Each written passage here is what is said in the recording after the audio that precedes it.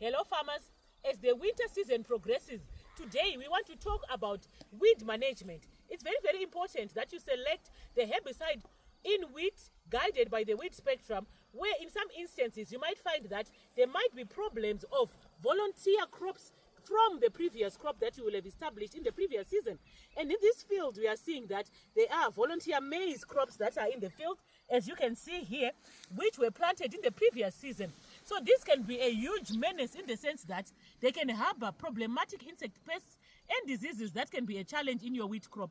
So as we can see here, one good example, you can see this particular crop that I have here, this maize, it has been sprayed, but it's on its way out, as it's also now turning yellow and dying off.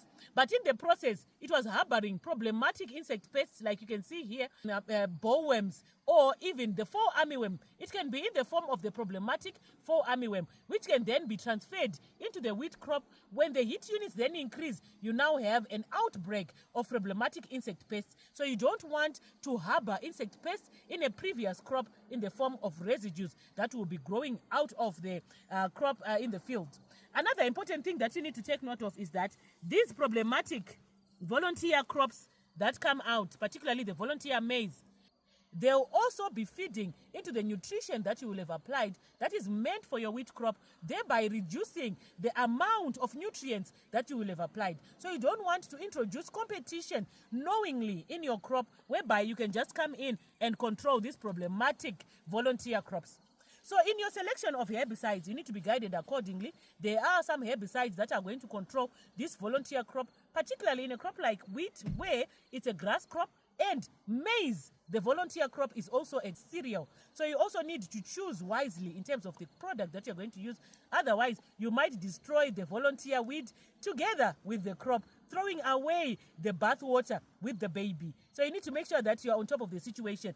Be guided accordingly. There are a wide range of options of broadleaf herbicides that can be used. But for grass weeds, it's quite a challenge in wheat. So you need to be guided accordingly. Speak to the experts. We have different agrochemicals that will work for you and make an informed decision. The appropriate time to apply is at around day 21, which is also the time when you're coming in with your top dressing fertilizer. So if you're going to be hardening, be it for about 7, 10, 14 days, guided by the window of planting that you have. You need to also know that when you're coming in, start with a light irrigation so that you activate the crop, activate maybe the few weeds that will have emerged, and then you apply your herbicide before you apply your top dressing. Otherwise, you might make the weeds stronger and more vigilant in terms of resistance to the product that you will be applying. So you need to be guided accordingly, because it's a business. So you need to guard your wheat crop jealously and increase your return per dollar invested.